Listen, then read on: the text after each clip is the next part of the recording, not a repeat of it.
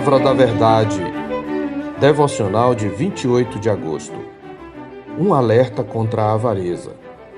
Então lhes recomendou: tende cuidado e guardai-vos de toda e qualquer avareza, porque a vida de um homem não consiste na abundância dos bens que ele possui. Lucas 12:15. Essa advertência de Jesus contra a avareza foi provocada por um diálogo no qual um requerente exige uma sentença contra seu irmão, no verso 13. Ele reconhece Jesus como rabi ou mestre e pede a sua ajuda no litígio contra o irmão. Julgar entre partes desavindas era uma das funções reconhecidas dos mestres de Israel. O problema é que o litigante dita a sentença atuando como juiz. Ordena meu irmão que reparta comigo a herança. Ele já decidiu o que acha justo e tenta usar Jesus. As relações entre o homem e seu irmão já estão cortadas. Ele quer resolver o conflito mediante a separação total. Talvez sua causa fosse justa, pois ele pede a divisão igualitária dos bens, mas seus métodos são errados. Jesus se recusa a ser um juiz entre eles no papel de divisor, no verso 14. No entanto, ele atua como um juiz sobre eles, apontando a verdadeira motivação, a avareza contra a qual adverte enfaticamente. Tende cuidado e guardai-vos de toda e qualquer avareza.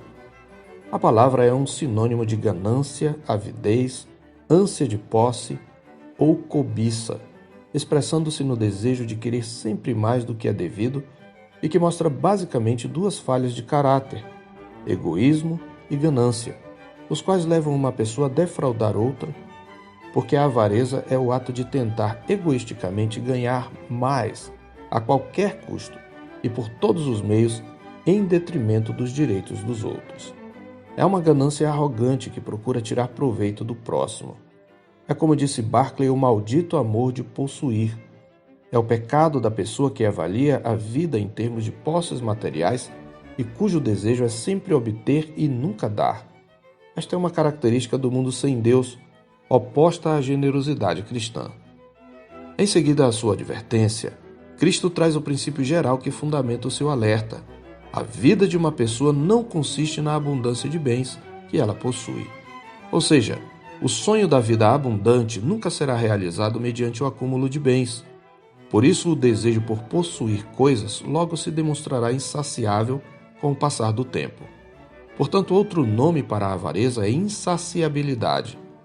Em seguida, o Senhor conta uma parábola sobre o rico insensato que só pensava em acumular bens e cuja avareza recebe de Deus uma dura sentença.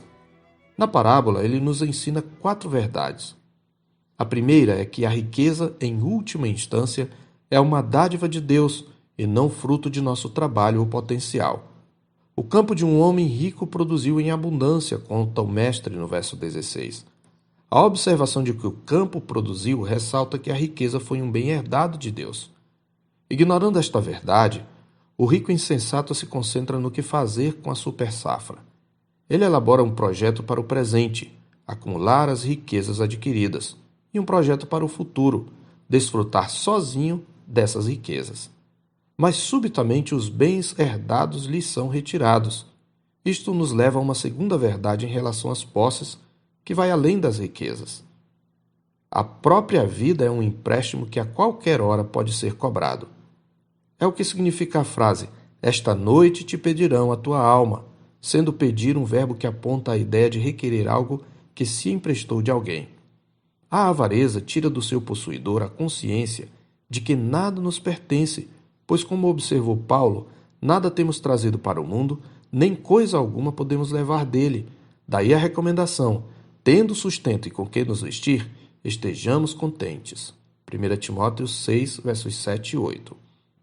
Em terceiro lugar, Jesus ensina que a avareza produz solidão. A notícia de que sua vida será requerida pelo Criador é seguida de uma frase que o direciona para o caráter solitário da avareza. O que tens preparado? Para quem será? Verso 20. Observe que o rico insensato arrazoava consigo mesmo no verso 17. Seu solilóquio revelava que ele era o centro de sua própria vida. É improvável que o homem rico da Palestina do primeiro século fosse solteiro e sem filhos. Do contrário, Jesus daria essa informação. Também em se tratando de uma comunidade agrícola, era costume que em tais circunstâncias o homem discutisse com sua comunidade acerca do destino da safra. mas ele só conversa consigo mesmo. Nada de família, nada de comunidade, nenhuma provisão para os pobres. Apenas os meus frutos, os meus celeiros, o meu produto, os meus bens. Abastado, seu discurso planejado de congratulação seria de si para si mesmo. Então direi à minha alma: tens em depósito muitos bens para muitos anos, ignorando que, apesar de todas as riquezas, não podia acrescentar um côvado ao curso de sua vida, como mais tarde advertirá Jesus no mesmo texto no verso 25. Assim, solitário ele planeja seu discurso de autogratificação. Descansa, come, bebe e regala-te, esquecido do que ensinava a sabedoria de Deus, como diz o pregador em Eclesiastes 2, 24 e 25. Nada há melhor para o homem do que comer, beber e fazer que a sua alma goze o bem do seu trabalho. No entanto, vi também que isto vem da mão de Deus, pois separado deste, quem pode comer ou quem pode alegrar-se? Em quarto lugar, por fim, Jesus conclui com um princípio geral, a saber que a verdadeira riqueza só pode ser desfrutada em Deus e para Deus. Assim é o que entesoura para si mesmo e não é rico para com Deus, conclui o Senhor. Entesourar para si mesmo. Tal é o alvo da vida do avarento. É por isso que a Escritura afirma a avareza como elemento de nossa natureza pecaminosa, ao lado da imoralidade e da impureza, e como expressão de idolatria, como está escrito em Colossenses 3,5. Fazei, pois, morrer a vossa natureza terrena, prostituição, impureza, paixão lascívia, desejo maligno e a avareza que é a idolatria. E ainda, sabei, pois, isto: nenhum incontinente, ou impuro, ou avarento que é idólatra tem herança no reino de Cristo e de Deus. Efésios 5:5. Como vencer a avareza? Nosso Senhor aponta o caminho no parágrafo seguinte à parábola, dos versos 22 a 34, nos quais se dirige especialmente aos seus discípulos. Primeiro ele diz: não andem ansiosos quanto ao seu sustento. Deus cuida de seus filhos, dos versos 22 a 30. Com isto, o Senhor ressalta que a avareza não começa a manifestar-se no desejo de se enriquecer, mas na simples ansiedade pelo sustento do dia a dia.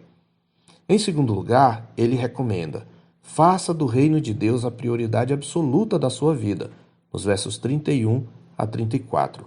Buscai antes de tudo o seu reino, e estas coisas vos serão acrescentadas. Não temais, ó pequenino rebanho, porque vosso Pai se agradou em dar-vos o seu reino. Vendei os vossos bens e dai esmola. Fazei para vós outros bolsas que não desgastem, tesouro inextinguível nos céus, onde não chega o ladrão, nem a traça consome, porque onde está o vosso tesouro, aí estará também o vosso coração. Cristo, na verdade, é aquele que veio conduzir os pecadores ao reino de Deus. É somente nele que se pode encontrar a satisfação da alma. Aquele que está em Cristo encontrou o segredo do perfeito contentamento, pois sabe que Deus, o Pai, se agradou em dar-lhe o reino. Este é um tesouro que traça e ferrugem não corroem, e ladrões não escavam e roubam. Por isso, cabe a nós sempre a advertência: tende cuidado e guardai-vos de toda e qualquer avareza. Eu sou o pastor Marcos Augusto, pastor da Terceira Igreja Presbiteriana de Boa Vista, em Roraima. Tenha um bom dia na paz do Senhor Jesus.